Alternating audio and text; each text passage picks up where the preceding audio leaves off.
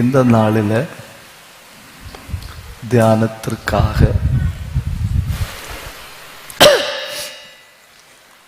1 ராஜாக்கள் 15ஆம் அதிகாரம் அதனுடைய 5வது வசனம்.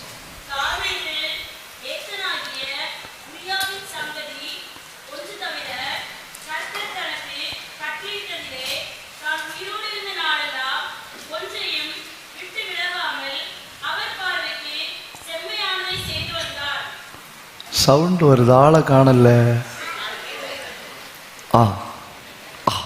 ஒரு தடவை வாசிங்க.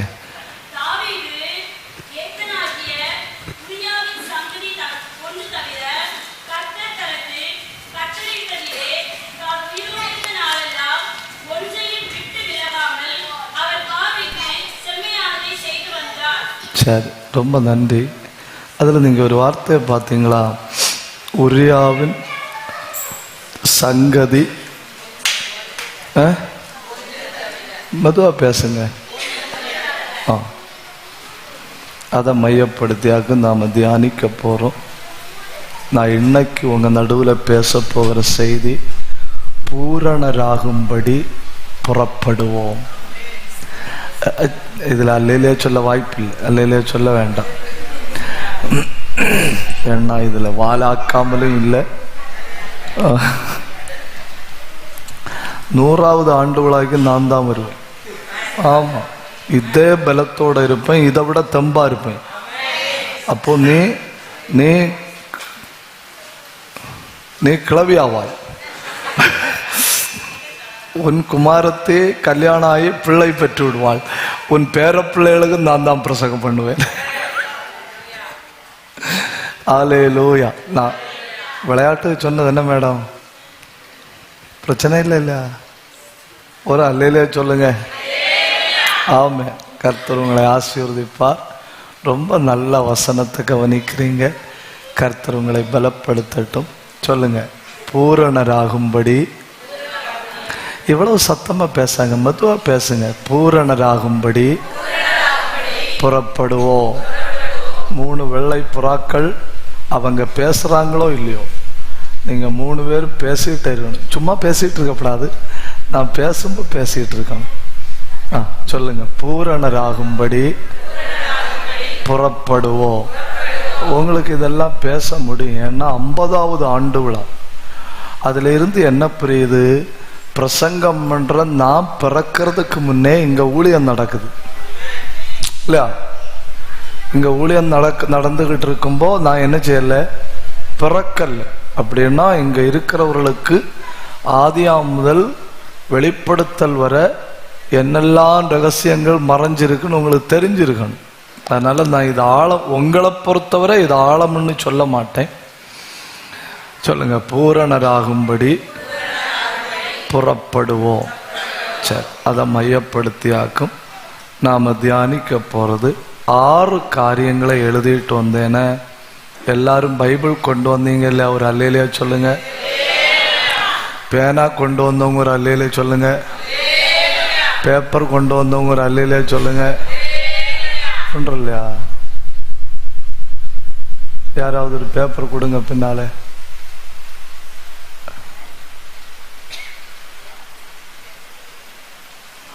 இந்த ஜனவரியில் ஆட்களுக்கு பிரைஸ் கொடுக்கலையா? அடுத்த வருஷம் பிரைஸ் கொடுக்கும்போது ஒரு டைரி கொடுக்கணும். 2027 சத்தியதேவ சபை தானே, ஐக்கிய தேவ சபை. அதெல்லாம் வச்சு எல்லாருக்கும் டைரி கொடுக்கணும்.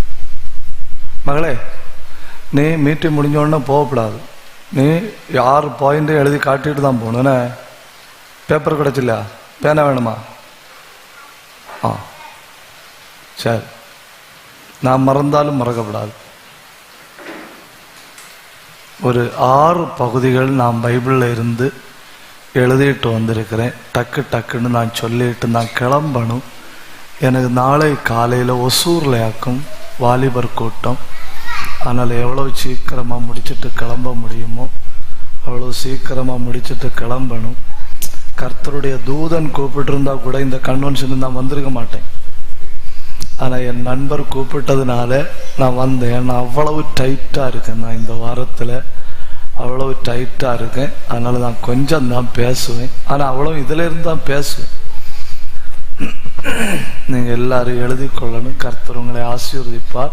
ஆனால் 50வது ஆண்டு விழாவில் உங்கள் முகங்கள் ரொம்ப அழகாக இருக்கு, பார்த்தீங்களா? ஆமாம், நான் நினைக்கிறேன் அடுத்த ஆண்டு இதை விட அழகாக இருப்பீர்கள். அடுத்த ஆண்டு இருப்பீர்களான்னு தெரியாது, இருந்தால் இதை விட அழகா இருப்பீர்கள். ஆமா, ஒரு அல்லேலூயா நல்லா சொல்லுங்க. சரி, 1, குறை கூறுகிற ஆவியை விட்டு விட்டு புறப்படுங்கள்.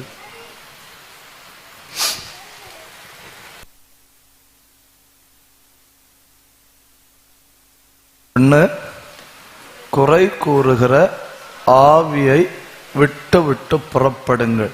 எல்லா மனுஷனும் சாகிறது வர ஏதோ ஒரு காரியத்தோட இந்த உலகத்துல போராடிட்டு தான் இருப்பான். இப்போ இங்க நிக்கிற நான் பூர்ணம் கிடையாது.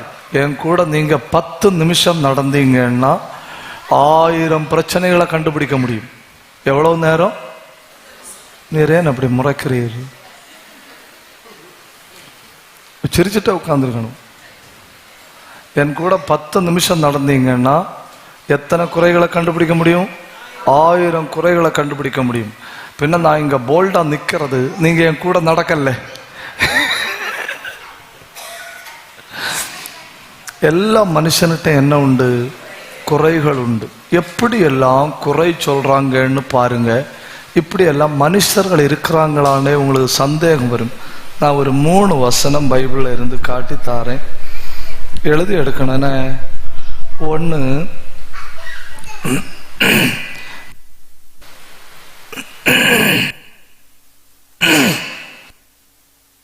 தப்புதான், மன்னிச்சுக்கிடுங்க. ஏசாயா தீர்க்கதரிசியின் புஸ்தகம் 29ஆம் அதிகாரம் 21வது வசனம்.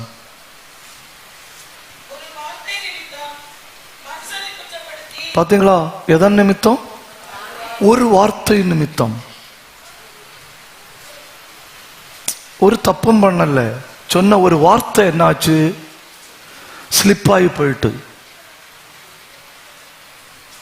டங்கு ஸ்லிப் ஆயிட்டு. அவன் நீதிமானாகும். ஆனா அவனுடைய வாழ்க்கையை துணிகரமா எழுந்து நின்று குற்றப்படுத்துகிறார்கள். எதனால் குற்றப்படுத்துகிறார்கள்? ஒரு வார்த்தை நிமித்தம். சரி பாஸ்டர், என்னை பற்றி குற்றப்படுத்தக்கு எதிராளிக்கு ஒரு வார்த்தை கிடைச்சாதானே குற்றப்படுத்துவாங்க. வார்த்தையே கிடைக்கலன்னா குற்றப்படுத்தக்கு வழி இல்லை இல்லையா? ஒரு வார்த்தை தப்பா பேசினா தானே குற்றப்படுத்துவாங்க. அப்படின்னா ஒவ்வொரு வார்த்தைகளையும் மனுஷர்கள் என்ன செய்கிறார்கள்? குழந்தைகளா, உங்கள்கிட்ட தான் என்ன சொன்னேன்? ஒவ்வொரு வார்த்தைகளையும் மனுஷர்கள் என்ன செய்கிறார்கள்? கவனிக்கிறார்கள். கவனிக்கிறதுனால குற்றப்படுத்துகிறார்கள். பாஸ்டர், அதுக்கு நான் ஒரு வார்த்தையும் கவனம் இல்லாம பேச மாட்டேனே, என்னை குற்றப்படுத்த மாட்டார்கள் நினைக்கப்படாது. உங்களை எப்படி குற்றப்படுத்தணும்னு பாருங்க. எசேக்கியேல் 20ஆம் அதிகாரம் 49வது வசனம்.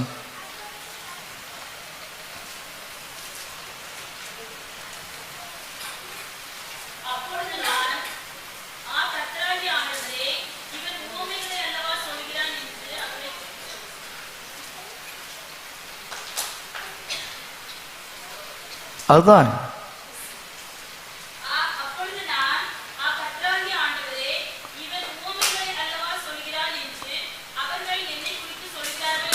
பாத்தீங்களா? ஒரு வார்த்தையினால குற்றப்படுத்தக்கு வழி இல்லை. அவன் வார்த்தையில கூட கவனமா இருக்கிறான். அவனை குற்றப்படுத்தணும் இல்லையா? அதுக்காக என்ன சொல்லணும்? இவன் உவமைகளினால் பேசுகிறான். வாயை திறந்து ஒரு வார்த்தையை பேசினதுனால வார்த்தையை வச்சு குற்றப்படுத்துறாங்க. இப்ப அவன் வார்த்தையை பேசாதனால என்ன சொல்லணும்? அவன் உவமைகளினால் பேசுகிறான்னு சொல்லி குற்றப்படுத்தணும். சரி, பேசவும் மாட்டேன், வாயை திறக்க மாட்டேன், குற்றப்படுத்த வழி இல்லை.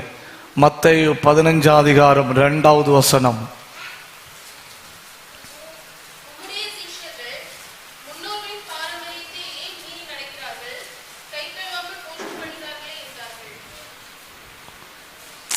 குற்றப்படுத்துற அளவுல பேசவும் இல்லை, அப்ப குற்றப்படுத்த வாய்ப்பு இல்லை.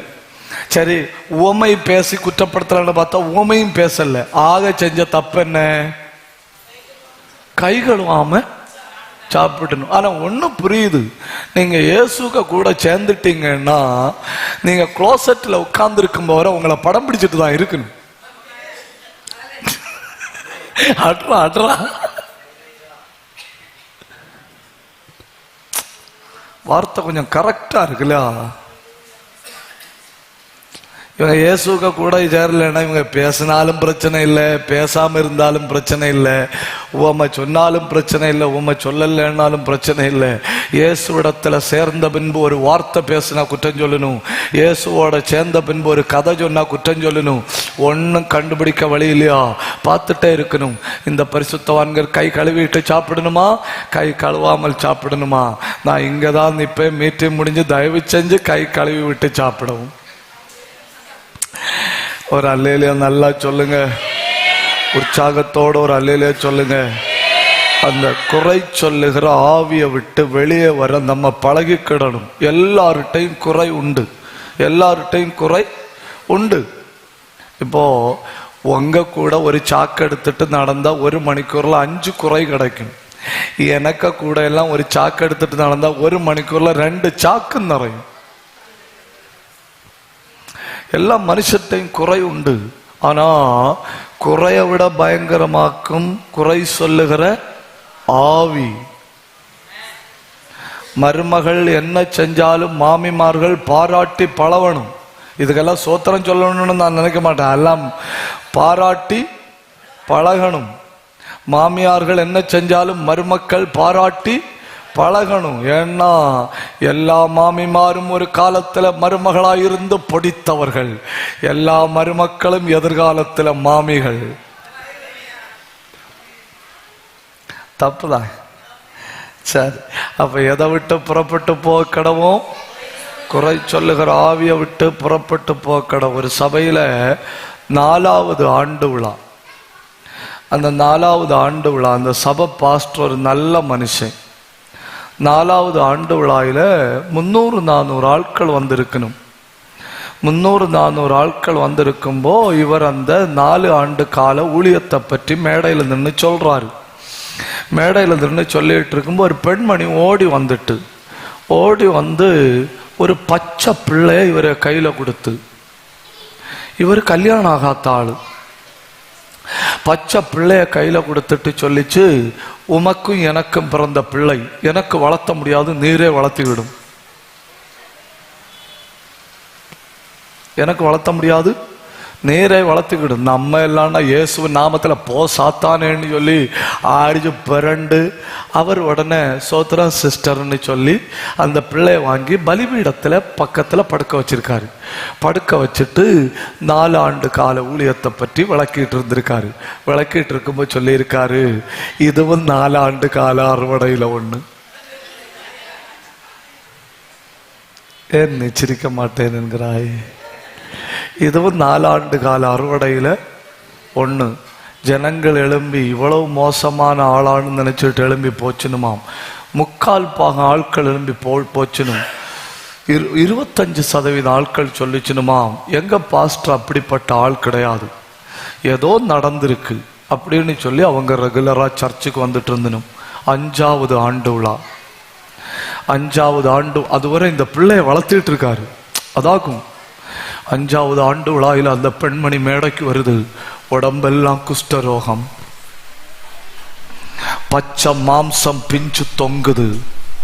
அந்த பெண்மணி ஓடி வந்து அவருக்கு பாதத்துல விழுந்து சொல்லிச்சா, ஐயா மன்னிச்சுக்கிடுங்க, இந்த ஊழியத்தை கெடுக்கிறதுக்காக எனக்கு 50,000 ரூபாய் தந்தனும், இது விபச்சாரத்துல பிறந்த பிள்ளைதான் என்கிட்ட சொல்லிச்சுன்னு, உன் பிள்ளைக்கு ஒரு அப்பனும் கிடைக்கும், உனக்கு 50,000 ரூபாயும் கிடைக்கும் அப்படின்னு சொல்லிச்சுன்னு நான் கொண்டு வந்து தந்த. ஐயா, அன்னையில இருந்து என் உடம்புல குஷ்டரோகம் பிடித்து விட்டது, என்னை மன்னித்து கொள்ளுங்கள்னு அடுத்த 1 ஆண்டுக்குள்ள அந்த பட்டணத்தை கர்த்தர் அசைத்தார். தப்புதான், உங்கள்கிட்ட சொன்னது தப்புதான். சில நேரம் நீ அவமானப்படும்படி விட்டு கொடுத்தால், நீ நிந்திக்கப்படும்படி விட்டு கொடுத்தால், நீ பதிலே சொல்லாம பலிபீடத்துல வச்சுட்டு ஸ்தோத்திரம் பண்ணி கொண்டிருந்தா கர்த்தர் செய்ய வேண்டிய காரியத்தை கர்த்தர் செம்மையா செய்வார். நம்புறவங்க மட்டும் கைய தட்டணும். நம்புறவங்க மட்டும் உட கடகதன கபத்தர பலபரபலவா ரியாந்தர பலபரபலவா சந்தர பலவா.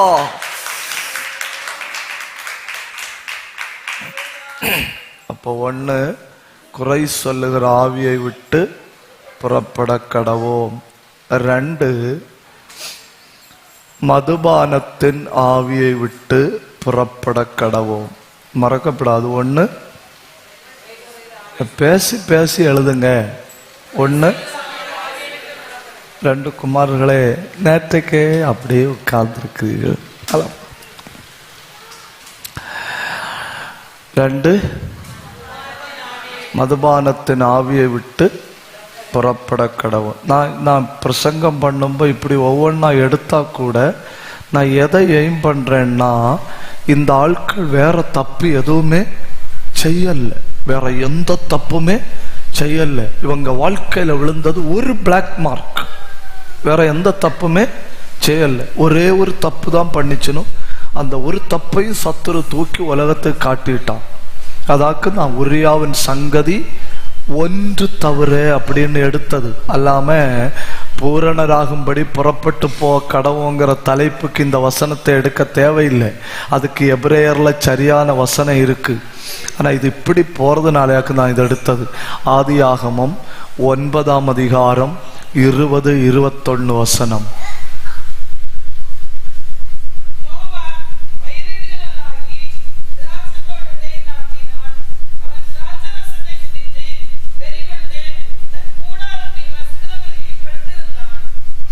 பார்த்தீங்களா?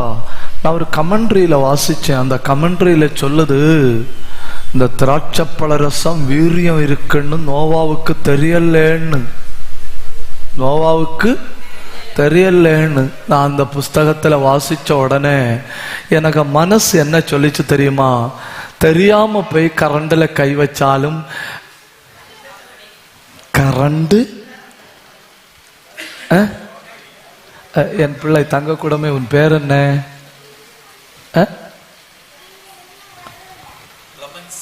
கிளமன்சி. என் பிள்ளை கிளமன்சி பாவம் தெரியாம வந்து கை வைத்து விட்டாள். அதனால மின்சாரம் சொல்லு, நான் உன்னை ஒன்றும் செய்ய மாட்டேன், அடுத்த தடவை வரும்போது நல்லா ஸ்டடி பண்ணிட்டு வந்து தொடர்ந்து விடுமா? விடாது. ஜாதி பார்த்து அடிக்குமா? ஜாதி பார்த்து அடிக்குமா? டீச்சர், மதம் பார்த்து அடிக்குமா? மொழி பார்த்து அடிக்குமா?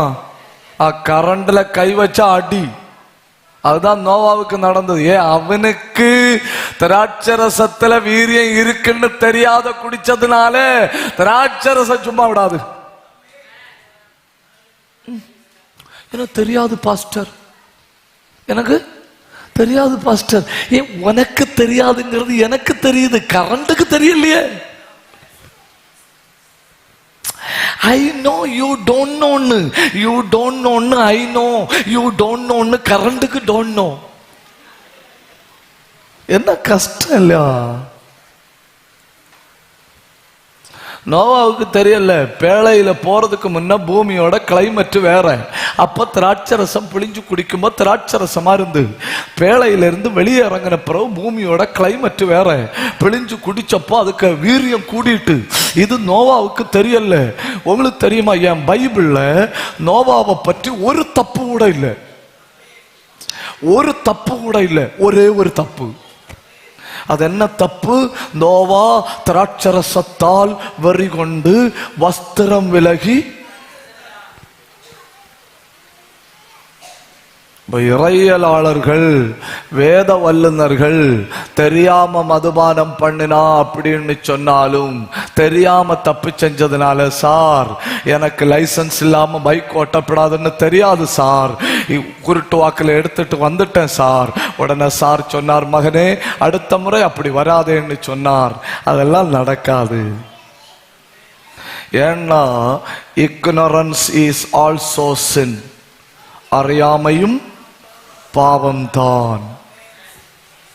இப்ப அறியாம குடிச்சிட்டாரு, குடிச்சிட்டு வஸ்திரம் விலகி படுத்திருக்கிறார். மதுபானம் 3 காரியத்தை செய்யும்.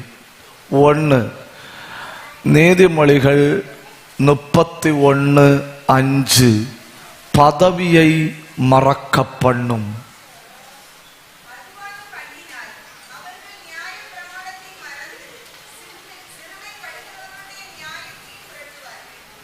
பார்த்தீங்களா? நியாயப்பிரமாணம், மதுபானம் பதவியை மறக்க பண்ணும். ஸ்கூல்ல உள்ள டீச்சர் மதுபானம் குடிச்சிட்டு ஸ்கூலுக்கு போனா, இல்லை உங்களை சொல்லல, பண்டு நான் ஸ்கூல்ல படிக்கிற டைம்ல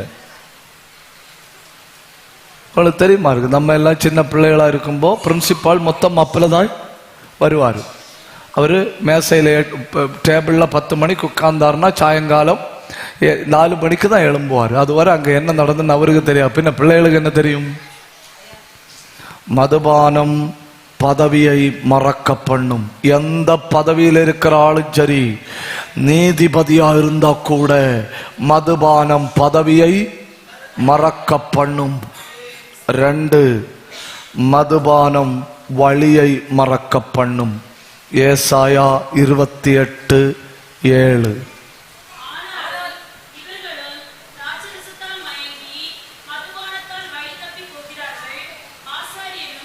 போதும் வழி தப்பி போகிறார்கள். அப்போ மதுபானம் 1 பதவியை மறக்க பண்ணுது, மதுபானம் 2 வழியை மறக்க பண்ணுது, மதுபானம் 3 சந்ததியை மறக்க பண்ணும். ஏசாயா யோவேல் 3:3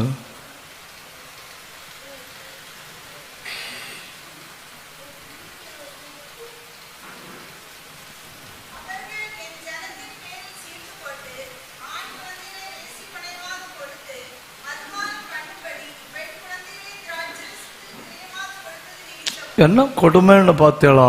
ஆண் பிள்ளைகளை விற்று அந்த காசுல விபச்சாரம் பண்ணி இருக்கு, பெண் பிள்ளைகளை விற்று அந்த காசுல மதுபானம் பண்ணி இருக்கு.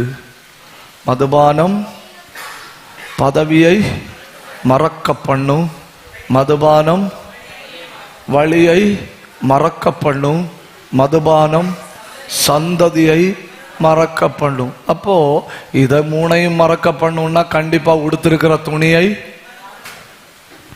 அவன் போட்டிருப்பதும் ஒன்றுதான். சூப்பர். நம்ம வழியிலே வாரீங்க. கர்த்தர் உங்களை ஆசீர்வதிப்பார். நிர்வாணமாக்குறவர்கள் 1000 இந்த பூமியில உண்டு, ஆனா உடுத்து வைக்கிறவர்கள் ரொம்ப குறைவு. தப்புதான், உங்கள்கிட்ட சொன்னது தப்புதான். மறைக்கிறவர்கள் ரொம்ப குறைவு. நீ நல்லா இருக்கணும், நான் உன்னை மூடி வாழ வைக்கிறேன், நான் உன்னை பாதுகாக்கிறேன், உனக்கா ஜெபிக்கிறேன், கர்த்தர் உன்னை நல்லா வைக்கணும்னு சொல்லி உன்னை மூடுகிறவருடைய எண்ணிக்கை ரொம்ப குறைவு.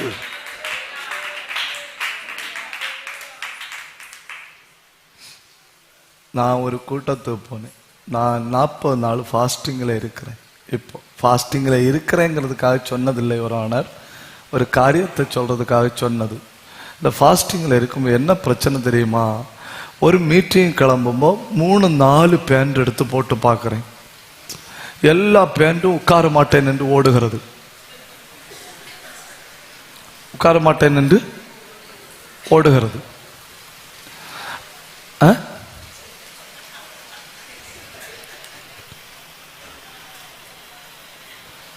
நீ மீட்டிங் முடிஞ்சு 2 தடவை என்ன வந்து பார்க்கணும். அப்போ நான் என்ன பண்ணேன் தெரியுமா? நம்ம ஒல்லியாக இருந்தப்போ பயன்படுத்திட்டு இருந்த பேண்ட் உண்டு இல்லையா, அதில் 1 எடுத்து போட்டேன். கரெக்டாக இருக்கு, உபவாசத்துக்கு ஏற்றது. போட்டுட்டு மீட்டிங் போயிட்டேன். மேடம், அந்த ஸ்டேஜ் எப்படின்னா, அந்த ஸ்டேஜில் இருந்து ஒரு பெஞ்சில் இறங்கி தான், பெஞ்சில் தான் கீழே இறங்கணும். இப்போ ஸ்டேஜில் கீழே இறங்கணும்னா ஒரு பெஞ்சு, அந்த பெஞ்சில் இறங்கி தான் கீழே இறங்கணும். அது வாலிபர் கூட்டம். வாலிபர் கூட்டம்னா நம்ம ஆவி சும்மா இருக்குமா? இறங்கி அடிச்சேன். സ്റ്റേജിൽ ஏறினா திருப்பி பெஞ்ச் வழி. நீ சிரித்து முடித்த பிறகு நான் பேசலாம்.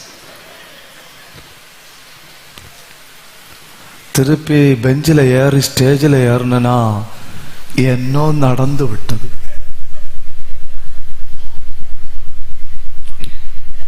ஐயா, ஒரு போதகர் மேல பரிதாபப்பட்டு சோத்திரம் சொல்லிட்டு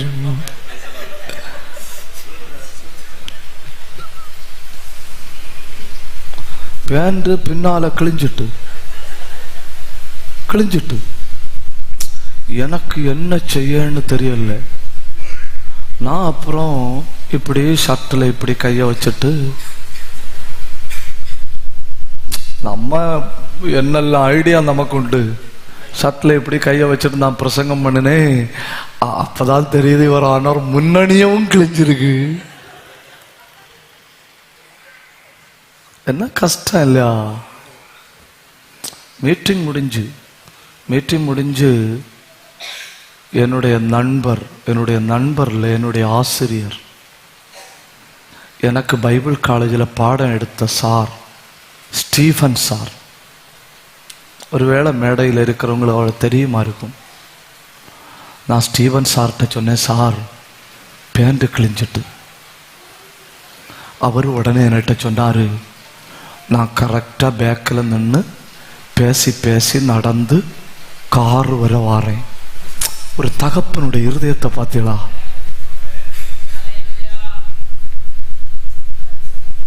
அவர் கரெக்டா எனக்கு கூட பேசி நடந்து கார் வர வந்தாரு. வந்து அப்படி நின்று பேசி என்ன விட்டாரு. ஒரு தகப்பனுடைய இருதயம் எப்பவுமே என்ன செய்யும்? மூடும்.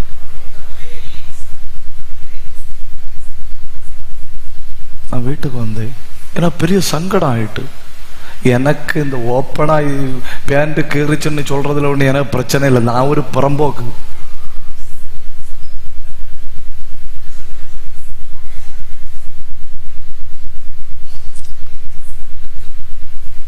அதனால நான் இனி ஜுப்பாயும் வேட்டியும் போடலாமோன்னு ஜோம் பண்ணிட்டு இருக்கேன். அல்ல ஒரு வகையில் பாதுகாப்பு.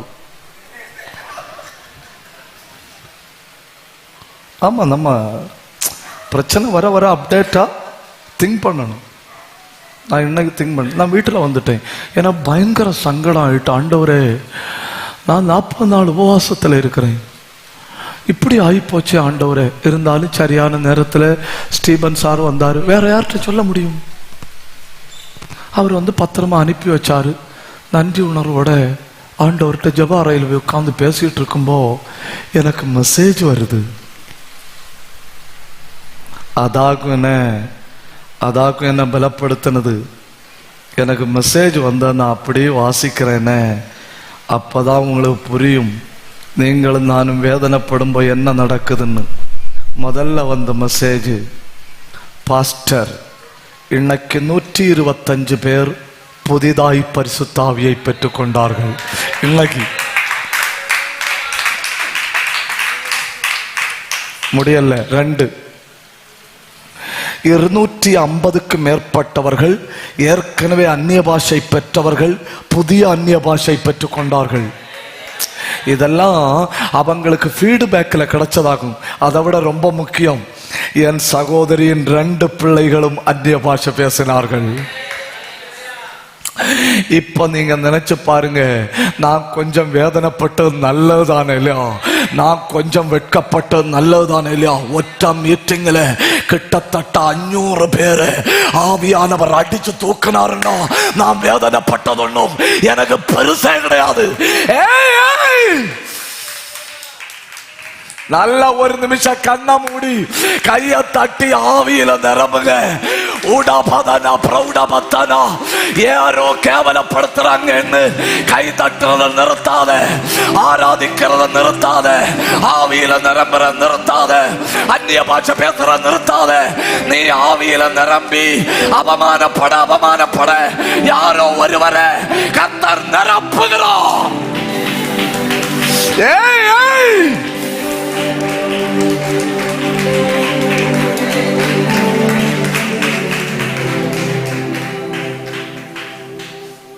ஆமென். அதனால சில நேரம் ஏன் ஆண்டவரே என்னை வெட்கப்படுத்தினு கேட்கப்படாது, ஏன் ஆண்டவரே என்ன அவமானத்துக்கு விட்டு கொடுத்தீர்னு கேட்கப்படாது, ஏன் ஆண்டவரே என்ன தோல்விக்கு ஒப்பு கொடுத்தீர்னு கேட்கப்படாது. நீங்க அவமானப்படுகிற அந்த நேரத்தில் உங்களை கொண்டு யாரோ ஒருவரை கர்த்தர் தொடராரு, உங்க கண்ணீரை கொண்டு யாரோ ஒருவரை கர்த்தர் தொடராரு.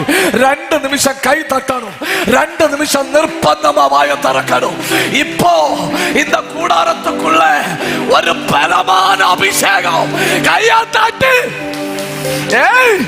உடக்கத்தர பாபா பாபா ரியாந்தர பாபா பாபா உடந்தர பலபர பலபா ரீஹந்தர பலபர பலபா உடபத்துர பலபர பலபா. கண்ணை மூடி கையை தட்டி வாயை திறந்த ஆவியில நிரம்பி பற்றி பிடிங்க. யாரோ சிலருக்கு அக்கினி, யாரோ சிலருக்கு அபிஷேகம். எப்பத்துக்க இந்த பூமியில நீ வேதனைப்படும்போ கர்த்தர் யாரோ ஒருவரை தொடுகிறார். ராகதன ரீகதன கடகதன கமகதன அந்தல் கந்தல் பிரௌட பத்தன உடந்தராதி அந்தர. நல்ல கை தட்டுங்க, நல்ல வாய திறந்த ஆவியில ஜெபம் பண்ணுங்க. பிரௌட பபானா பவந்தராதியா ரியாந்தராதியா உடந்தராதியா. குறை சொல்லுகிற ஆவி ஓடுகிறது, மதுபானத்தின் ஆவி ஓடுகிறது. கண்ண மூடி உன் வீட்டை விட்டு மதுபானத்தின் ஆவி, உன் புருஷனை விட்டு மதுபானத்தின் ஆவி, உன் பிள்ளைய விட்டு மதுபானத்தின் ஆவி ஓடுகிறது. கையா தட்டி.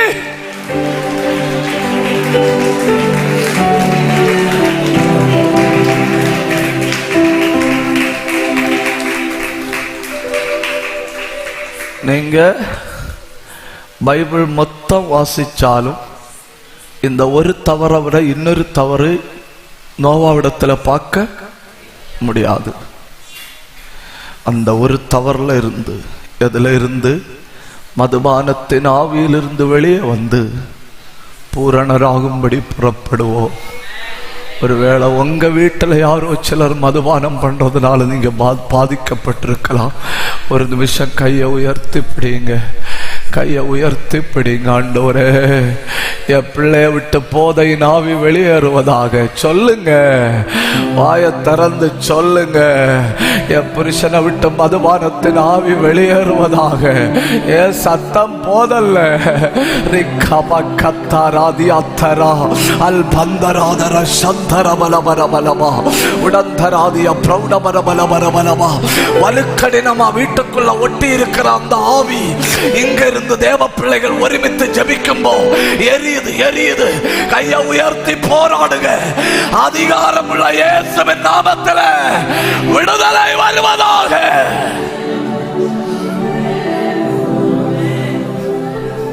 அப்போ பூரணாவதுபடி நம்மை தடுக்கிறது குறை சொல்லுகிற ஆவி, அதை விட்டு புறப்படுவோம். பூரணராகாதபடி சிலரை தடுக்கிறது மதுபானத்தின் ஆவி, அதை விட்டு புறப்படுவோம். 3 பயத்தின் ஆவி. யோபு 3ஆம் அதிகாரம் 25வது வசனம்.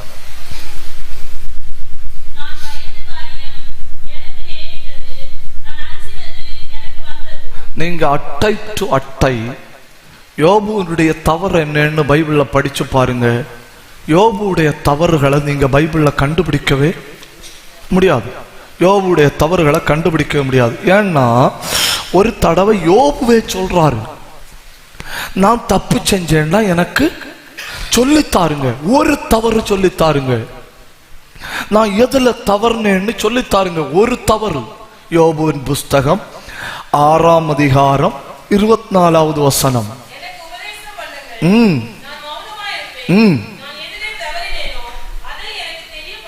பாத்தீங்களா? யோபுவுக்கு கான்பிடண்டா தெரியுது, நான் எந்த தப்பும் செய்யல, நான் எதுலையுமே தவறல்ல. யோபு செஞ்ச ஒரே தவறு என்ன தெரியுமா? பயத்தின் ஆவிக்கு இடம் கொடுத்தார். அப்ப ஒரு பக்கம் சிலர் பூரணமடைய முடியாம தடுக்கிறது குறை சொல்லுகிற பேசுங்க, சிலர் பூர்ணமடையாம தடுக்கிறது மதுபானத்தின் ஆவி. ஆனா யோபு பூர்ணமடையாம தடுத்தது பயத்தின் ஆவி. அவன் கர்த்தரு கொடுக்கறதுல உத்தமன், ஜபிக்கிறதுல உத்தமன், பிள்ளைகளை வளர்த்துறதுல உத்தமன், எல்லாத்திலையும் உத்தமன் யோபு. ஒரே ஒரு தப்பு, எனக்கு பயமா இருக்கு. பயத்தை பற்றி பைபிள் 5 காரியம் சொல்லுது. டக்கு டக்குன்னு வாசிங்க. 1, பயம் ஒரு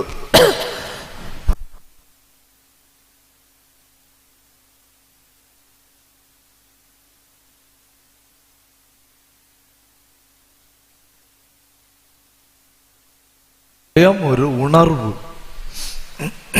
நீதிமொழிகள் 12:25.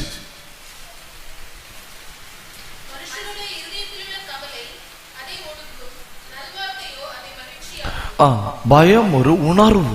Fear is an emotion. பயம் வந்தா சாப்பிட தோணாது, பயம் வந்தா தூங்க தோணாது, பயம் வந்தா வாழ தோணாது, பயம் வந்தா படிக்க தோணாது, சமூகத்துல நல்லா நடக்க தோணாது, நல்லா ட்ரெஸ் பண்ண தோணாது. பயம் ஒரு உணர்வு. 2, பயம் ஒரு கண்ணி. நீதிமொழிகள் 29:25. இப்போ 1, பயம் ஒரு பேசுங்க உணர்வு. நான் கஷ்டமா இருக்கிறதுனால நான் இந்த மைக்கு வச்சுட்டு நிக்கிறது. பயம் ஒரு உணர்வு. 2, பயம் ஒரு கண்ணி. 3, பயம் பரலோகத்துக்கு போகாமல் தடுக்கிற பாவம். வெளிப்படுத்தல் 21:8.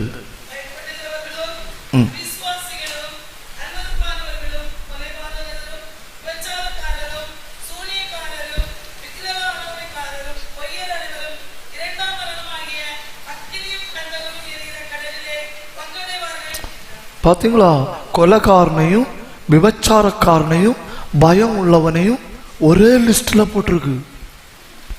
கொலை செய்கிற பாவத்தை மாதிரி பாவமாக்கும் விபச்சாரம், கொலை செய்கிற பாவம் மாதிரி பாவமாக்கும் பயம். கர்த்தரை நம்பி சும்மா சிங்கத்தை போல தைரியமா இருக்கணும். நல்ல கும்மா ஒரு அல்லையில சொல்லுங்க, ஒவ்வொன்னா சொல்லுங்க.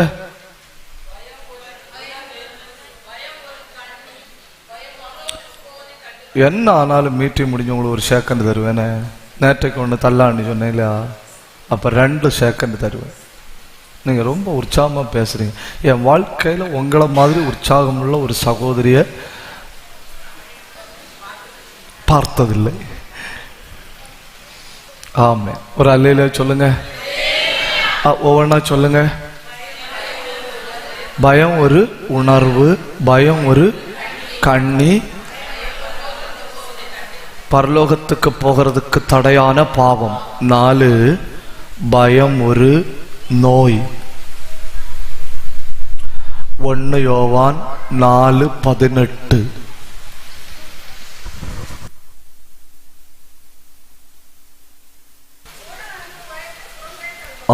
பயம் ஒரு நோய். அதுதான் பயமானது வேதனை உள்ளது. Fear is a disease. நீங்க சைக்காட்ரிஸ்ட போய் பயமா இருக்குன்னு சொன்னா அவர் உடனே டேப்லெட் தான் தருவாரு. ஏன்னா சைக்காட்ரிஸ்ட பொறுத்தவரை ஃபியர் இஸ் a disease. அவங்க அதுக்கு பேர் வச்சிரு. ஹார்ட் அட்டாக் உண்டு இல்லையா? உண்டு இல்லையா? ஹார்ட் உண்டுன்னா தானே அட்டாக் பாஸ்டர். ஓகே, அதுவும் சரிதான். ஹார்ட் அட்டாக் மாதிரி ஒரு அட்டாக் ஆக்கும் பேனிக் அட்டாக். Panic attack. அங்க ஹாஸ்பிட்டல்ல போனா மீட்டிங் முடிஞ்ச பிறகு இவர் ஆனர் இந்த மேடத்திட்ட கேட்டு பாருங்க, இல்ல பேனிக் அட்டாக் ஆகும். அப்ப பயம் ஒரு நோய். 1,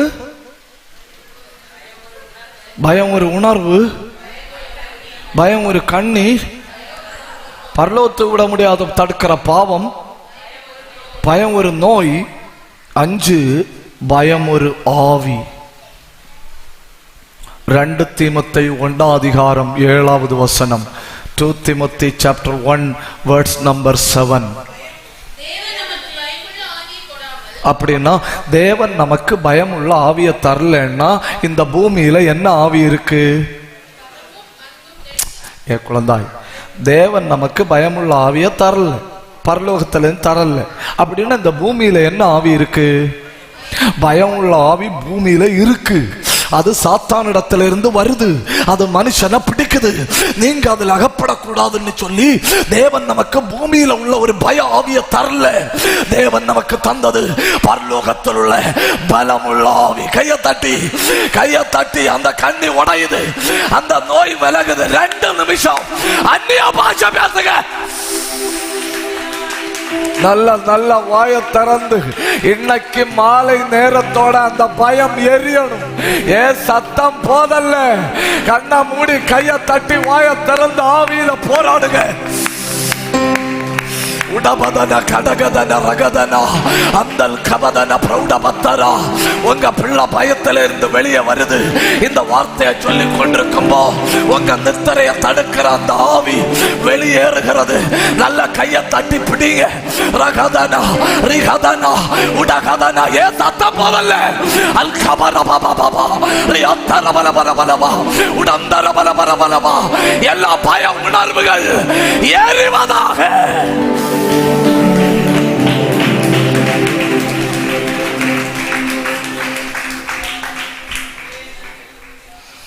யோபூட்ட சொல்லப்படுற அளவில் விபச்சாரத்தின் ஆவி இல்லை.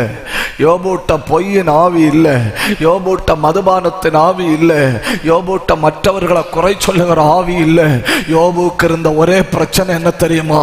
பயத்தின் ஆவி. நாம பூரணத்திற்கு புறப்படாம நம்மளை தடுக்கிற முதல் ஆவி குறை சொல்லுகிற ஆவி. நம்ம பூர்ணடையாதபடி நம்மை தடுக்கிற 2வது ஆவி மதுபான மயக்கத்தின் ஆவி.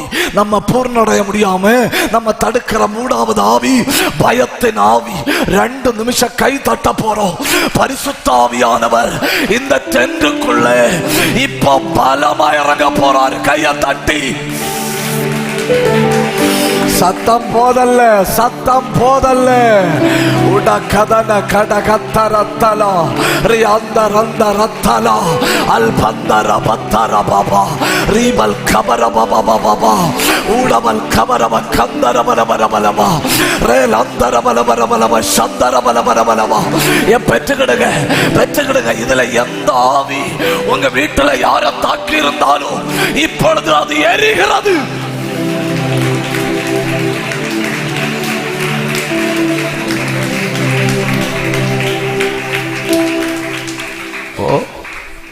பூரணராக முடியாதபடி உள்ள முதல் பிரச்சனை என்ன?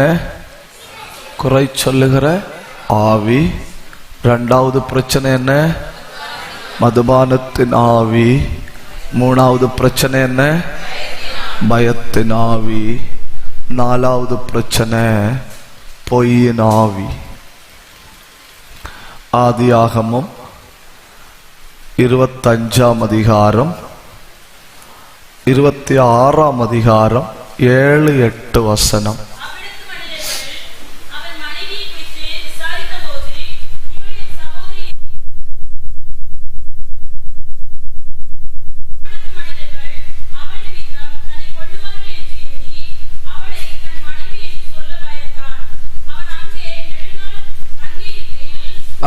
போதும் உங்களுக்கு தெரியும் இல்லையா? நான் உங்கள்கிட்ட கேட்குறேன், பைபிளில் இருந்து ஈசாக்குக்கு ஒரு தப்பு சொல்லுங்க. ஒரு தப்பு சொல்லுங்க யாராவது.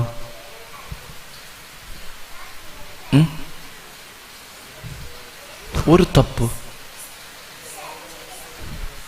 ஒன்றும் இல்லைல்ல.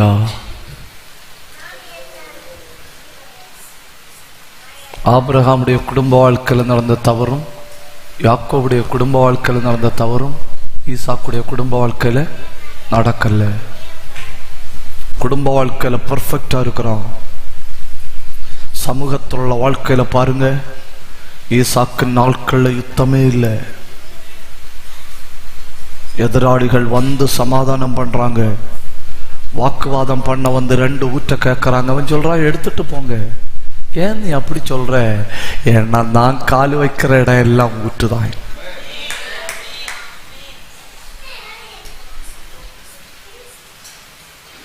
ஒரு தப்பு கூட இல்லைன்னு நான் கூர்மையா பார்த்தேன். ஒரே ஒரு தப்பு. தகப்பன் சொன்ன அதே பொய். கட்டின மனைவியை காட்டி ஆபிரகாம் சொன்னார், இது எனக்கு சகோதரி. இப்ப அதே பொய் தான் யாரு சொன்னது? ஈசாக்கு சொன்னது. இந்த சங்கதி ஒன்று தவிர. பொய்ன்னு சொல்லும்போ நீங்க ஒரு 3 காரியங்கள் எழுதி வைக்கணும்னு. 1, பொய் வேகமானது. பொய் வேகமானது.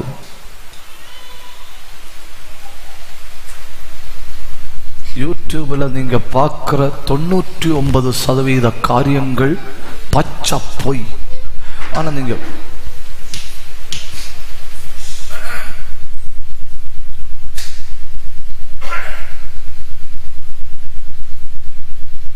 அதுக்கு வியூவை பாருங்க.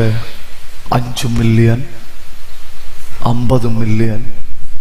ஜப அறையில போய் உட்கார்ந்து முழங்கால நின்று கர்த்தர் தார வசனத்தை வாங்கிட்டு வந்து மேடையில் நின்று பேசினா தலைகீழா நிக்கணும் 50 வியூ வாரதுக்கு. பின்ன ஊக்கமா ஜபிக்கணும் வியூ வருவதாக. ஒரு பச்சை பொய்ய பேசினா 5 மில்லியன் வியூ. சத்தியத்தை தேவ பிரசன்னத்திலிருந்து வாங்கிட்டு வந்து சமூகம் நல்லா இருக்கணுமேன்னு சொல்லி பேசினா 50 வியூ. ஏன்னா பொய் வேகமானது. தப்புதான், உங்கள்கிட்ட சொல்றது தப்புதான். பொய் அளவு வேகத்துல பயணம் செய்ய நம்மளால முடியாது. நீங்க இந்த கூட்டம் முடிஞ்சு வீட்டுக்கு போக முன்ன ஊர் மொத்தம் போயிட்டு வரும் பொய். கன்வென்ஷன் நடந்தாமே, அவர் வந்தாராமே, அவர் பேசினாராமே. எப்பரா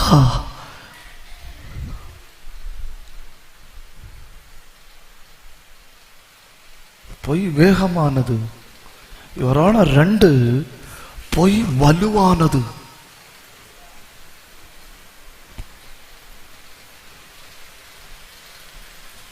கோர்ட்ல தீர்ப்பு வாரது நீதிக்கு தக்கபடி இல்லை. யாருக்கு ஆதாரம் கூடுதல் கொடுக்க வேண்டிய கப்பாசிட்டி உண்டோ. நான் எல்லாம் கோர்ட்ல போய் வாதாடுனா இவர் ஆனர் ஜட்ஜே பார்ப்பாரு.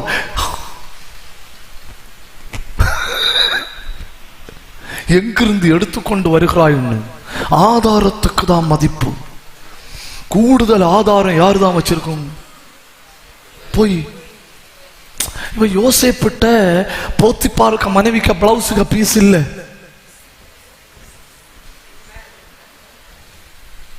யோசேப்புக்கு வேட்டியும் சட்டையும் பனியனும் எல்லாம் யார்கிட்ட இருக்கு?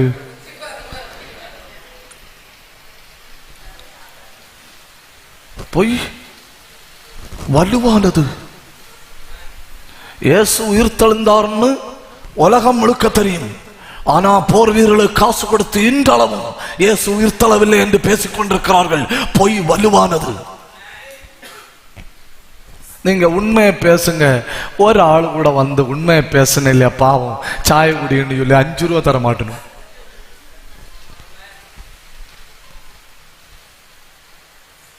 மூணு, பொய் ஆதாரபூர்வமானது. 1, மெதுவா பேசுங்க. பொய் வேகமானது. 2, பொய் வலுவானது. 3, ஆதாரபூர்வமானது. யோசேப்பு செத்துட்டாங்கிறதுக்கு தகப்பன்ட்ட காட்ட வேண்டிய அடையாள வஸ்திரம் யோசேப்பின் சகோதரர்கள் கையில இருக்கு. நான் உயிரோட இருக்கேன் டேடின்னு சொல்லக்கு ஒரு டிராக்ட் கூட யோசேப்பு கையில இல்லை. தப்புதான், உங்கள்கிட்ட சொல்றது தப்புதான். எத்தனை சொன்னேன்? 1, பொய் வேகமானது. 2, பொய் வலுவானது. 3, 4 பொய் ஐக்கியமானது.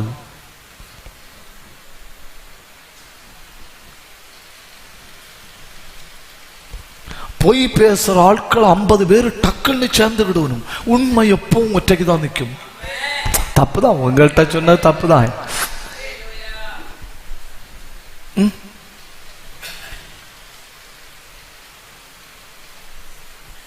பொய்க்கு பயங்கர ஐக்கியம். இப்போ யோசேப்பு கொலை செத்து போனான்னு சொல்லிட்டு வீட்டுக்கு சொல்ல போகணும் இல்லையா? 11 பேர் சேர்ந்து தானே சொல்ல போகணும். வழியில் வச்சு சண்டை போட்டாங்களா?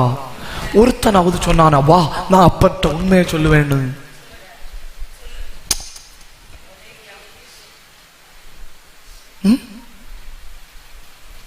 Lie is fast, lie is strong, lie is evidentical, lie is united.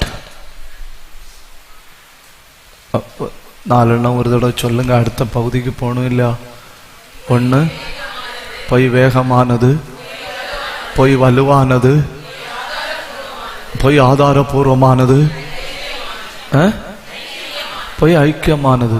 நீங்க ஒரு உண்மையை சொல்லி இந்த தேசத்துல 10 பேரை சேர்த்து பாருங்க, 10 பேரை சேர்த்து பாருங்க. வெண் புறாக்கலாம், 10 பேரை சேர்த்து பாருங்க ஒரு உண்மையை சொல்லி.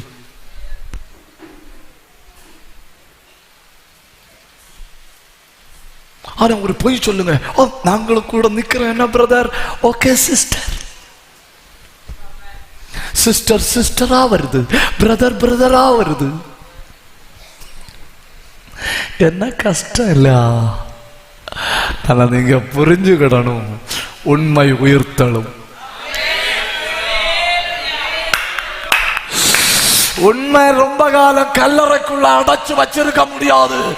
உண்மை கல்லறைய உடைச்சிட்டு வெளியே வரும். உன் குடும்பத்துல கர்த்தர் உண்மையை நிரூபிக்க போகிறார். உனக்கு விரோதமாய் வாதாடின ஆவிகள் முறிந்து விழ போகிறது.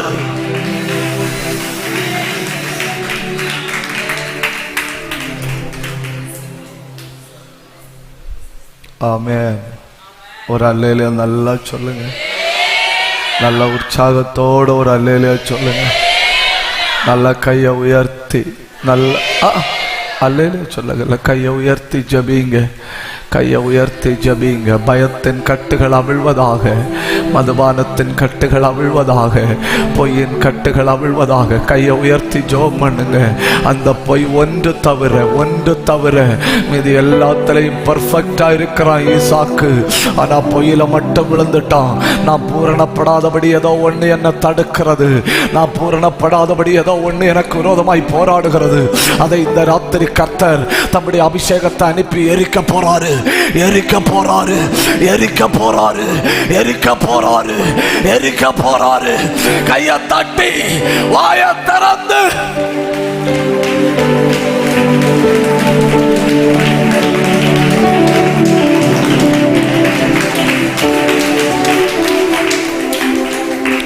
நான் ஒவ்வொன்றா சொல்லுவேன். நீங்க எழுதின பிறகு சோத்திரம் சொல்லணும், இல்லைன்னா சோத்திரம் சொன்ன பிறகு எழுதணும். 1, உனக்கு குழந்தை பிறக்காது என்று சொன்னது பொய். 50வது ஆண்டு விழா இல்லையா? அப்படிதான் இருக்கு. உனக்கு குழந்தை பிறக்காதுன்னு சொன்னது பொய். ஆபிரகாமுக்கு பிள்ளை பிறக்கல, அரண்மனையில எல்லாருக்கும் பிள்ளை பிறக்கல. ஆபிரகாம் போய் கை வச்சு ஜெபம் பண்றாரு, பிள்ளை பிறக்குது. எனக்கு பிள்ளை இல்லை, ஆனா நான் ஜெபிக்கிறவங்களுக்கு பிள்ளை பிறக்குது. அப்படின்னா எனக்கும் பிள்ளைய தர போறாரு.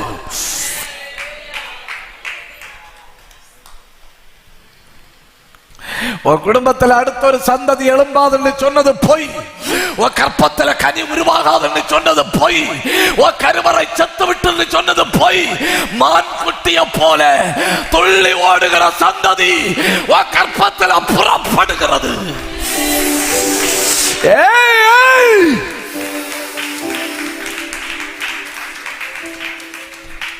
2, நீ வாழ முடியாது என்று சத்துரு சொன்னது பொய். உனக்கு கொடிய வியாதி இருக்கு, நீ பிழைக்க முடியாது, நீ வாழ முடியாது, நீ செத்து போயிடு அப்படி சத்துருவன் காதுல வந்து நீ தூங்கிட்டு இருக்கும்போது சொன்னா இல்லையா, அது பொய். ஏன்னா உனக்கு ஒரு சுக்கம் கிடையாது. 3, நீ பயன்பட முடியாது என்பது பொய்.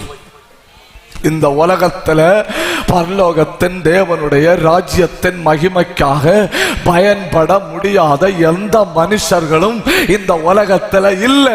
நீ பாடலாம், நீ கொடுக்கலாம், நீ ஜெபிக்கலாம், நீ தெய்வ ராஜ்யத்தை கட்டலாம், ஏதாவது ஒரு விதத்துல நீங்கள் கர்த்தருடைய நாமத்துக்காக பயன்படலாம். இது சத்தியம்.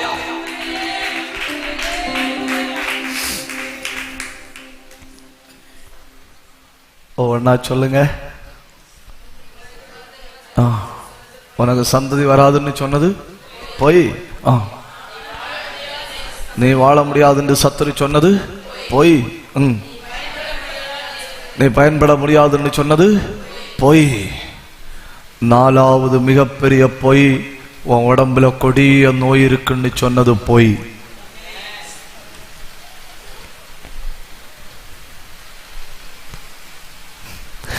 நீ குடியிருக்கிற இடத்துல யமன் உண்டு இல்ல, யமன்.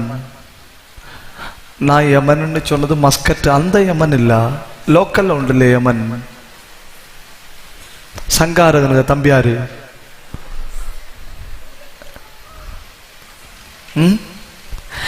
அவன் உன்னை தூக்க வந்தாலே எஸ்கியூஸ் மீ அட்ரஸ் மாறி வந்திருக்கேன்னு சொல்லி உன்னை போட்டுட்டு போவான். ஆமேனா? கை தட்டி ஆண்டவரை மகிமைப்படுத்துங்க. நீ இன்னும் வாழணும், நீ இன்னும் பிழைக்கணும், நீ இன்னும் பாடணும், நீ இன்னும் ஓடணும், நீ இன்னும் ஜபிக்கணும், நீ இன்னும் ஊழியம் செய்யணும், நீ இன்னும் கர்த்தருடைய நாமத்தை மகிமைப்படுத்தணும், நீ இன்னும் தேவ சபையை கட்டணும், நீ இன்னும் பயன்படணும், நீ இன்னும் மன்றாடணும். இன்னும் உனக்கு எதிர்காலம் இருக்கு. இது சத்தியம்.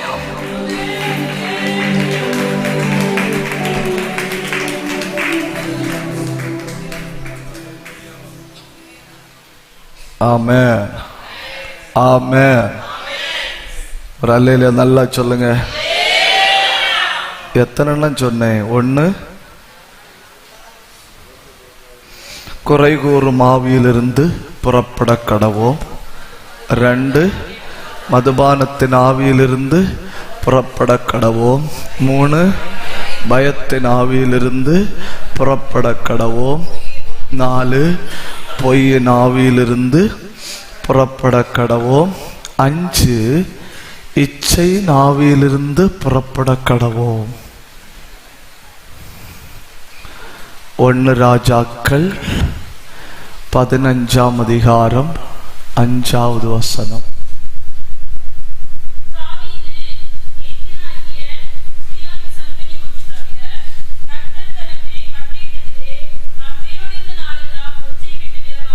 இப்ப பாருங்க, நம்ம கணக்குல எடுக்கிற மாதிரி கர்த்தர் கணக்குல எடுக்கல, அப்படித்தானே? ஏன்னா நானே இந்த மேடையில நின்னுட்டு தாவீது பண்ணின 50 தப்பு சொல்லலாம். தாவீதுக்கு 9 மனைவி. எத்தனை மனைவி? 9 மனைவி. அதுல 7 எண்ணம் செகண்ட் ஹேண்ட், 7 எண்ணம் செகண்ட் ஹேண்ட், 1 தேர்ட் ஹேண்ட்.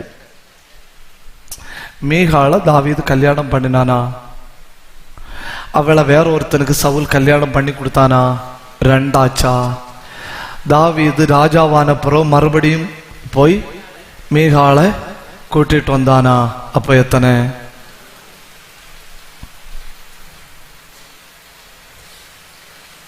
இது ஒன்னும் கர்த்தருடைய கண்ணுக்கு தெரியல.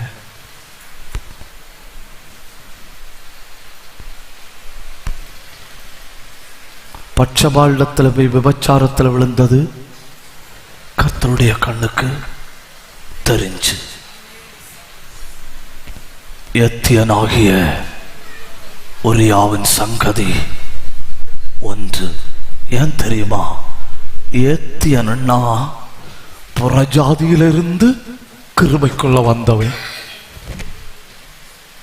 ஏத்தியர்கள்னா புறஜாதியிலிருந்து கிருபைக்குள்ள வந்தவன். அப்போ எனக்கு மாதிரியா இருக்க வேண்டியது அவன் அல்ல, அவனுக்கு அவன் அந்நியன்.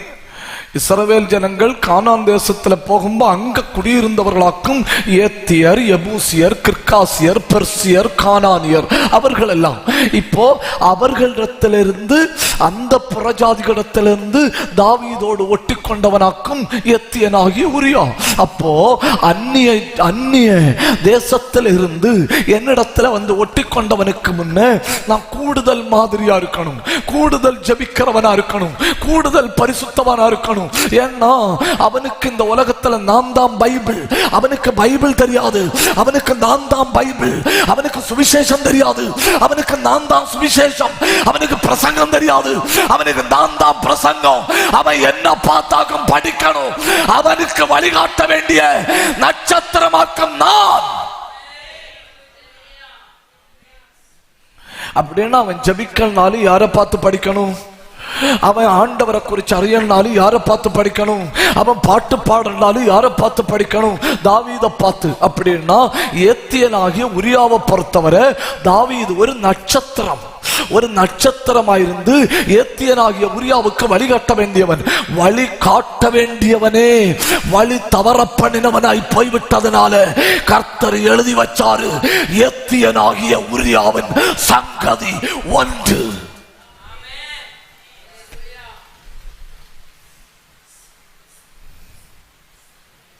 சில நேரம் என்னன்னா நம்ம பெருசா எடுக்கிறத கர்த்தர் பெருசா எடுக்க மாட்டாரு. நம்ம இதெல்லாம் நோ ப்ராப்ளம், 2 கெட்ட வார்த்தை தானே பேசுனேன், 3வது வந்ததை பேசலையே விழுங்கினே அப்படின்னு நம்ம நினைக்கிறத கர்த்தர் நோட் பண்ணி வைப்பாரு. God doesn't care what we care, but God consider what we don't.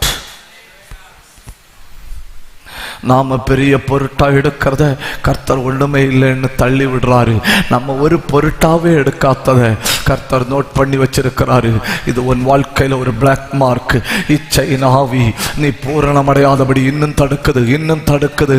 இச்சையின் ஆவி உன் குடும்பத்தை இன்னும் கலக்குது. இச்சையின் ஆவி உன் வாழ்க்கை இன்னும் வேட்டையாவிடுது. தென்னை மரத்தை கரிச்ச கொஞ்சம் கொஞ்சமா சாப்பிடுவது போல உன் ஆவிக்குரிய வாழ்க்கை இச்சையின் ஆவி கொஞ்சம் கொஞ்சமா சாப்பிடுது. அந்த ஒரு சங்கதியிலிருந்து எழும்பி வெளியே வா, பூரணப்படும்படி புறப்பட்டு போக கடவோ. நல்ல ஒண்ணு கையை தட்டி, நல்ல கையை தட்டி நல்ல வா திறந்து ஒன்னு ஆண்டவரை மகிமைப்படுத்துங்க. ரீகபதனா கடகதனா அந்தல் கனாதனா தேசத்துல போராடுகிற இச்சையின் ஆவிகள் எரிகிறது. ஆவிக்குரிய குடும்பங்களில பிள்ளைகளுடைய வாழ்க்கையில புகுந்து போராடுகிற இச்சையின் ஆவிகள் எரிகிறது. தேவ பிள்ளையின் வீடுகள் பரிபூர்ணப்பட முடியாதபடி, பூரணமடைய முடியாதபடி தனிப்பட்ட வாழ்க்கை தாக்குகிற இச்சையின் ஆவியை ஆழ்ந்து தூக்க. ரீதரத்தலாதரந்தர சந்தரத்தர உடபத்தராதி அந்தர அல்ஹந்தர ரிஅந்தர உடந்தர பிரௌடபத்தர சாபமொத்தம் ஜெபிக்கணும், சாபமொத்தம் ஜெபிக்கணும். மிதி மிதி, அது ஒரு வலு சர்ப்பம், அத மிதி. அது ஒரு தேள், அத மிதி. அது இனி உன் குடும்பத்துல இன்னைக்கு நீ அடிக்கிற அடியில அது இனி உன் குடும்பத்துல தலையெடுக்க கூடாது. கையை தட்டி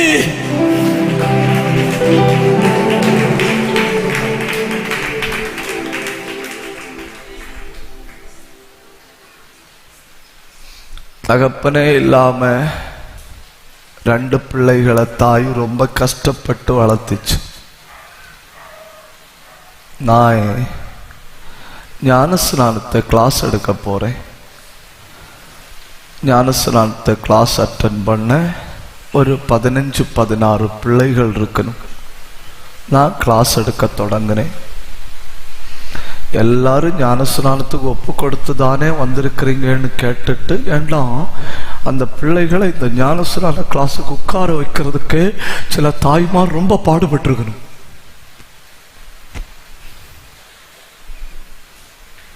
அதனால நான் ரொம்ப சீரியஸா போனேன். முதல் கிளாஸ் எடுத்தேன். முதல் கிளாஸ் எடுத்த உடனே நான் கிளாஸ் முடிச்சுட்டு கேட்டேன். நான் கிளாஸ் தொடங்குக்கு முன்னே கேட்ட கேள்வியை மறுபடியும் கேட்குறேன். நீங்கள் எல்லாம் ஞானஸ்நானம் எடுக்க தயார் தானே? எல்லாரும் கை தூக்குச்சுன்னு ஒரு தங்கச்சி கை தூக்கல்ல, அழுதுட்டே உட்கார்ந்துருக்கு. நானும் அதில் உட்கார்ந்துருந்தேன் அழுது முடிக்கட்டுன்னு. அழுது முடிச்சப்புறம் அந்த தங்கச்சி என்கிட்ட சொல்லிச்சு, பாஸ்டர், நான் வெளியே சொல்லாமல் ஒரு காரியத்தை உள்ளுக்குள்ளே வச்சுட்டு எரிஞ்சிட்டு இருக்கிறேன். நான் கேட்டேன், என்ன பிரச்சனை? அப்போ அந்த பிள்ளை சொல்லிச்சு, எனக்கு ஞானஸ்நானம் எடுக்கணும், கர்த்தரை நேசிக்கணும், கர்த்தர்கிட்ட வரணும். ஆனால் எனக்கு ஒரு பிரச்சனை. ஒருத்தன் நான் குளிக்கும்போது வீடியோ கால் பண்ண சொன்னான். நண்பன் தானே, ரொம்ப காலம் பழகுனது தானேன்னு சொல்லி நான் குளிக்கும்போது வீடியோ கால் பண்ணினேன். வீடியோ காலில் பேசி பேசி தான் குளித்தேன். அவன் அதை கம்ப்ளீட்டாக ரெக்கார்டு பண்ணிட்டான். அவனுக்கு எப்போ எல்லாம் தன் இச்சையை தீர்த்துக்கிடணுமோ அப்போ எல்லாம் எனக்கு ஃபோன் பண்ணி உன் வீடியோ என் கையில் இருக்குன்னு சொல்கிறான். என் வீட்டுக்கு வரப்படாதுன்னு சொல்ல எனக்கு முடியலை. ஏண்டா வீடியோ அவன் கையில் இருக்கு. எனக்கு எதிராக வருகிற பிரச்சனையை தடுக்க எனக்கு தகப்பன் இல்லை. என் தாய் இல்லாத நேரம் பார்த்து கரெக்டாக ஃபோன் பண்ணிட்டு வீட்டுக்கு வாராய். நான் செத்து போன ஒரு வாழ்க்கை வாழ்கிறேன் பாஸ்டர், எனக்கு யார்கிட்ட சொல்லன்னு தெரியல.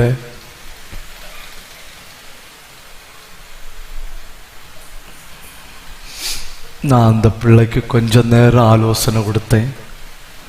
நான் கொஞ்ச நேரம் ஆலோசனை கொடுத்துட்டு சொன்னேன், தங்கம், அவன் மேட்ரை விட்டுடு. அவன் மேட்ரை நான் இப்போ கையில் எடுக்கிறேன்.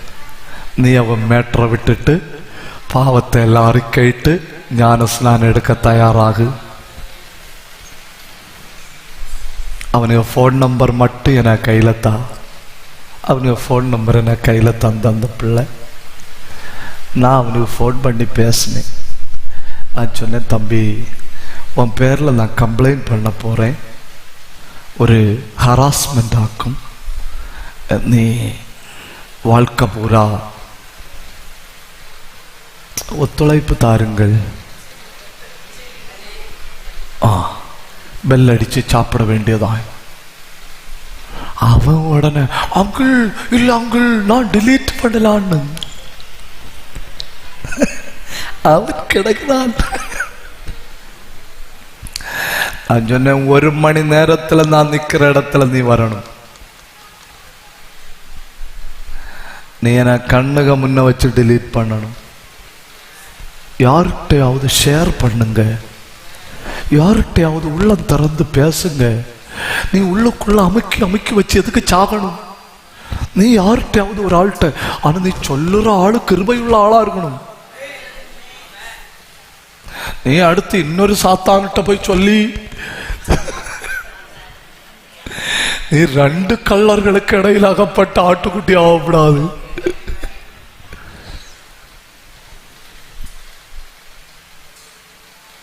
வந்தான் அவன்.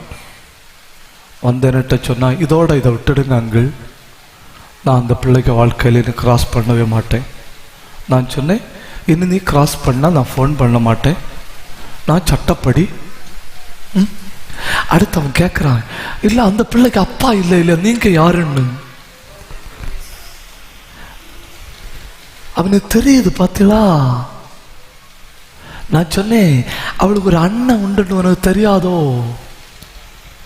உடனே அவன் சொல்றான், அண்ணன் உண்டுன்னு சொன்னான்னு. அவ சொன்னது அவளுக்கு உண்மையான அண்ணனு. இப்படி ஒரு ஹைபிரிட் அண்ணன் உண்டுன்னு அவன் அறியல. கிளாஸ் முடிஞ்சு அவன் ஞானஸ்நானம் எடுத்தா. ஞானஸ்நானம் எடுத்து முடிஞ்சு அவளுக்கு வெளிநாட்டுக்கு போக வேண்டிய ஒரு வாய்ப்பை கொடுத்தார். இன்னைக்கு குடும்பமா கர்த்தருக்குள்ள நல்லா இருக்கணும்.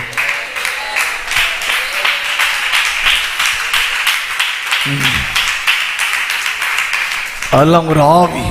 உன் பலவீனத்தை கண்டுபிடிச்சிட்டு உன்னை பின்தொடர்ந்து தாக்குற ஆவி.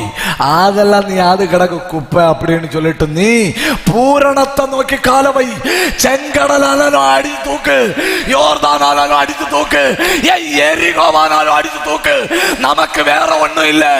நமக்கு பூரணத்தை நோக்கி புறப்பட கடவோம்.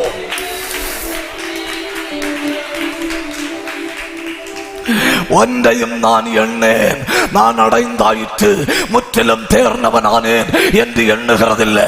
ஒன்று செய்கிறேன், எதற்காக பிடிக்கப்பட்டேனோ அதையே பிடித்துக் கொள்ளும்படி ஆசையோட தொடர்கிறேன். கையை தட்டுங்க, கண்ண மூடி கையை தட்டுங்க. சிலருக்கு இச்சையை விதிக்கிற ஒரு அபிஷேகம். கையை தட்டி பெற்றுடுங்க. யாரோ சிலர் மேல அக்கனி வந்து விழுகிறது. கண்ண மூடி கையை தட்டி வாயை திறந்து பற்றி பிடிங்க. ஒரு பலமான அபிஷேகம். இத்தனை காலமா உன்னை அடிமைப்படுத்தி வச்சிருந்த அந்த ஆவி இப்ப உனக்கு முன்ன நிற்க முடியாம எரியுது. என் பற்றி பிடி. ரகதாரா ரிகதாரா உடதாரா அல்பதாரா. இது அபிஷேகம்.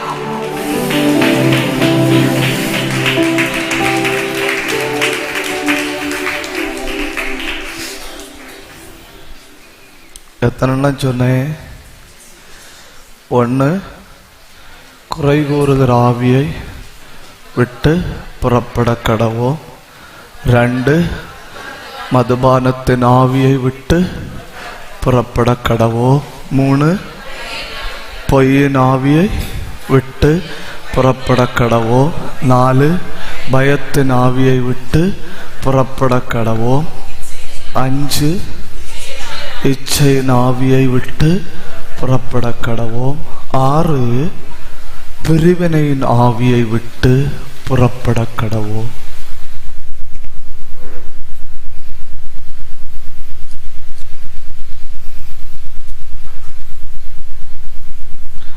ரெண்டு தீமோத்தேயு 4ஆம் அதிகாரம் 10வது வசனம்.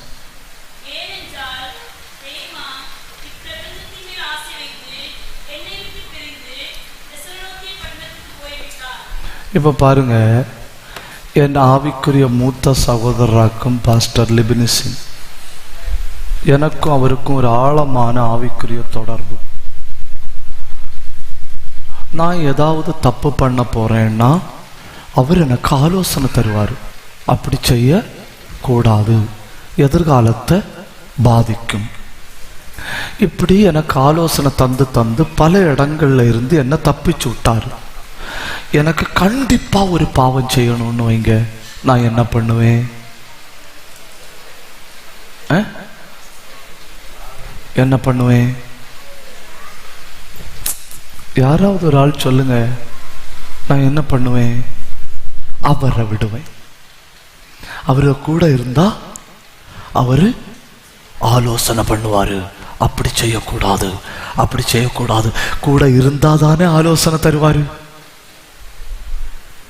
கூட இருந்தா தானே ஆலோசனை தருவாரு. உங்களுக்கு தெரியுமா, பைபிள்ல ஒரு வசனம் இருக்கிறது, பிரிந்து போகிறவன் தன் இச்சையின்படி செய்ய மனதா இருக்கிறான்.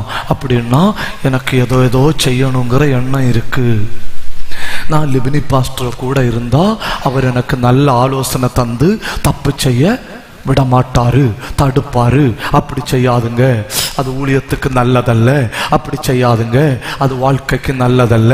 அப்படி செய்யாதுங்க, அது எதிர்காலத்துக்கு நல்லதல்லன்னு சொல்லுவாரு. எனக்கு அர்ஜென்டா ஒரு தப்பு பண்ணணும்னு நான் நினைச்சிட்டேன்னா எனக்கு அவரை விடுறதை தவிர வேற வழி இல்லை. பார்த்தீங்களா, நல்ல ஒரு மனுஷனை விட்டு என் ஆசையை நிறைவேற்றும்படி நான் பிரிந்து போகிறேன்.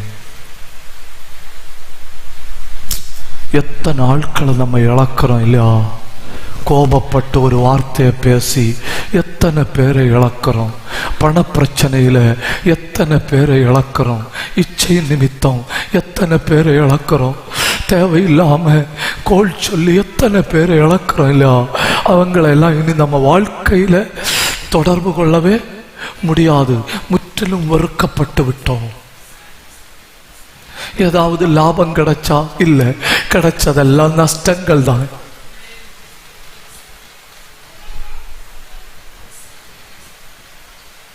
எனக்கு ஜெபம் பண்ணி ஆலோசனை தர நல்ல ஆட்கள் உண்டு. எனக்கு ஒரு பிரச்சனை வருவதற்கு முன்னே ஜெபம் பண்ணி அதை தரிசனத்தில் கண்டுட்டு சொல்லி தருகிறவர்கள் உண்டு. அந்த பலத்தில் தான் நான் நிற்கிறது. எனக்கு ஒரு பிரச்சனை வருதுன்னா எனக்கு பிரச்சனை வர்றதுக்கு முன்னே அவங்க ஃபோன் பண்ணி சொல்லுவேன், பாஸ்டர் இந்த பக்கத்தில் கவனமாக இருக்கணும். நான் அந்த ஆலோசனை ரொம்ப பெருசா எடுப்பேன், எடுத்துட்டு எழுதி வைப்பேன். எனக்கு இப்படி ஒரு தேவ ஆலோசனை வந்திருக்கு. ஏன்னா நான் நல்லா இருக்கணும்னு அவங்களும் விரும்பணும், நான் நல்லா இருக்கணும்னு நானும் விரும்புறேன். அப்படிப்பட்டவர்கள் என்ன செய்வாங்க தெரியுமா? ஒட்டிக்கொள்வார்கள். தப்புதான், உங்கள்கிட்ட சொன்ன தப்புதான். ஒட்டிக்கொள்வார்கள். ஜபிக்கிறவனோட ஒட்டிக்கோ, தலையே போனாலும் தரிசனம் உள்ளவனோட ஒட்டிக்கோ, கிருபை உள்ளவனோட ஒட்டிக்கோ, பிரசன்னத்தை சுமக்கிறவனோட ஒட்டிக்கோ. தேவையில்லாம விடாத. அவன் உன்னை குட்டினாலும் ஒட்டிக்கோ, அவன் உன்னை அடிச்சாலும் ஒட்டிக்கோ, அவன் உன்னை தட்டினாலும் ஒட்டிக்கோ. அந்த ஐக்கியம் உனக்கு மரணம் வர வேணும். அந்த ஐக்கியத்தை இந்த உலகத்துல விரும்பாத ஒரே ஆள் சாத்தான். ஏன்னா அந்த ஐக்கியத்துல நீ இருக்கிறதுனால சத்துருவுக்கு கொஞ்சம் தொட முடியல. ஜபிக்கிற கொஞ்சம் பேர் உன் கூட இருக்கிறதுனால சத்துரு உன் குடும்பத்துல புகுந்து வேட்டையாட முடியல. அவன் அதனால என்ன பண்றான்? பிரிவினை நாவிய போடுறான், தேவையில்லாம சண்டைய போடுறான், ஜபிக்கிறவர்களை சிதற பண்றான், தரிசனம் உள்ளவர்களை ஒடுக்கிறான், கிருபை உள்ளவர்களுக்குள்ள மாறி மாறி பிரச்சனையை கொண்டு வரான். விளைவு தேமா இப்பிரபஞ்சத்தின் மேல் ஆசை வச்சு என்னை விட்டு பிரிந்து போனான்.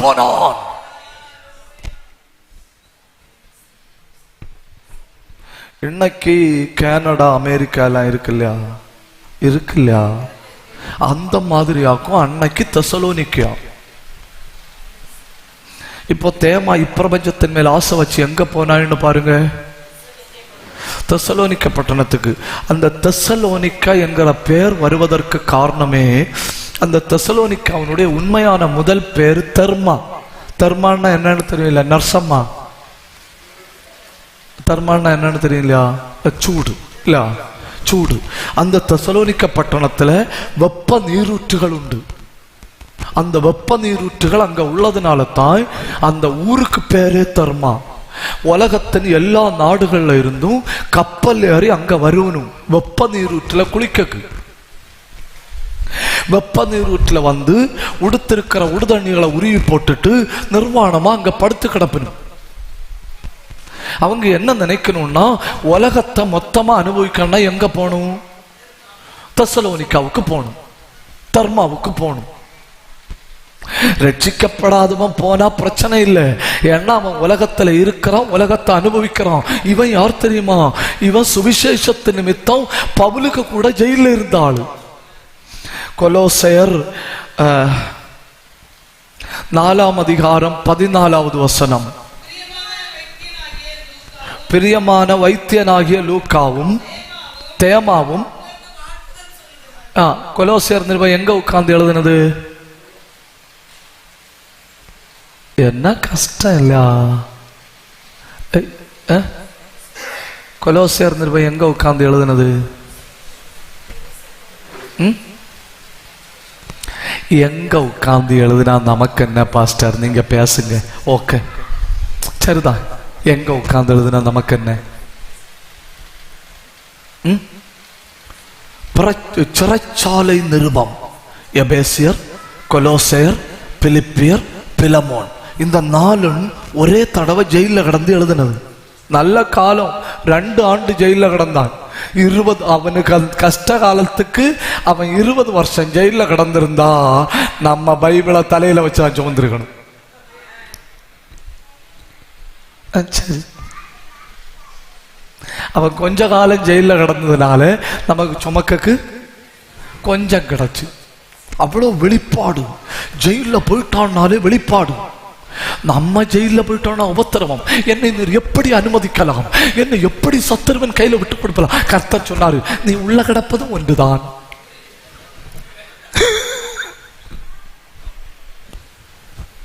நீ வெளியே கிடந்தாலும் உன்னால கர்த்தருக்கு ஒரு லாபம் இல்லை. சாப்பிடுகிறாய், தூங்குகிறாய். நீ உள்ள கிடந்தாலும் சாப்பிடுகிறாய், தூங்குகிறாய். இடம் மட்டும் தானே மாறி இருக்கு.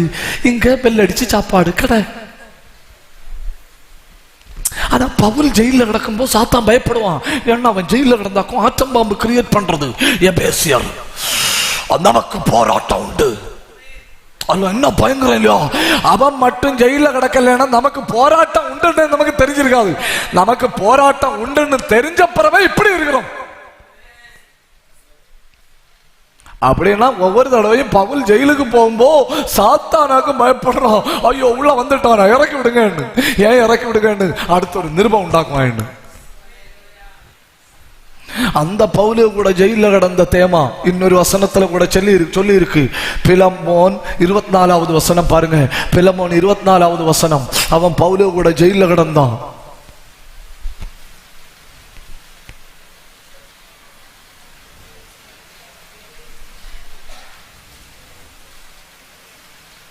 ஒட்டி இருக்கும், ரொம்ப ஒட்டி இருக்கும், விடப்படாது.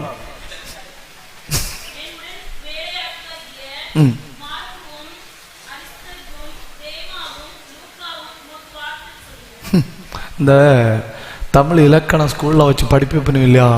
கருவிளம் கூவிளம் 4 எண்ணம் சொல்லுவீங்க இல்லை? என்னெல்லாம் அதுல முதல் ஆளை வந்தான். தேமா, புளிமா, கருவிளம், கோவிளம். அது முதல் பாடியே இந்த பாடியாகும். பவுல் சொல்றாரு, என் உடன் வேலையாள் ஆகிய தேமா. அப்படின்னா பவுலு கூட ஒர்க் பண்ணவன். கொலோசியர் 4:14 சொல்றாரு, என் கூட ஒர்க் பண்ணவன் என் கூட ஜெயில கிடக்கிறான். ஆமென்.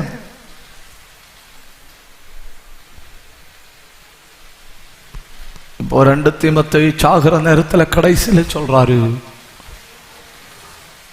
தேமா இப்பிரபஞ்சத்தின் மேல் ஆசை வச்சு தெசலோனிக்காவுக்கு போய் விட்டான். நீ விட்டு புறப்பட வேண்டிய 6வது ஆவி, 6 தானே, பிரிவினையின் ஆவி. ஜபிக்கிறவனை கண்டா விடாத, கட்டி அப்படி. தரிசனம் உள்ளவனை கண்டா விடாத அப்படி. தெய்வத்தோட தொடர்பில் இருக்கிறவனை செத்தாலும் விடாத. ஏன்னா அவன் மேல இருக்க ஒரு சால்வை, அது கண்டிப்பா உன்னை உரசும். அந்த ஐக்கியத்தை சத்துரு விரும்ப மாட்டான். ஏதாவது ஒரு பிரச்சனையை கொண்டு விட்டுட்டு போ, இந்த தலைவேதனை உனக்கு வேண்டாம் அப்படின்னு துரத்திட்டு இருப்பான். ஆண்டவர் பிடிச்சு ஒட்டி வைப்பாரு, பிடிச்சு ஒட்டி வைப்பாரு. நம்மளை கண்டிக்கிறவர்கள் யாரோ அவர்கள் தான் நம்மை ரொம்ப நேசிக்கிறவர்கள். நம்ம யார் மேல ரொம்ப அனுபவிக்கிறோமோ அவங்கள தான் எக்ஸ்ட்ரா கவனிப்போம். அவங்க படிக்கணுமா, அசைன்மெண்ட் எழுதியிருக்கா, இம்போசிஷன் எழுதியிருக்கா, ஏன் அவனை மட்டும் பார்க்குறோம்? ஏன்னா அவங்க மேல நமக்கு கூடுதல் அன்பு. கூடுதல் அன்புனால கூடுதல் கண்டிஷன் போடுறோம். படிக்கலைன்னா கூடுதல் அடிக்கிறோம்.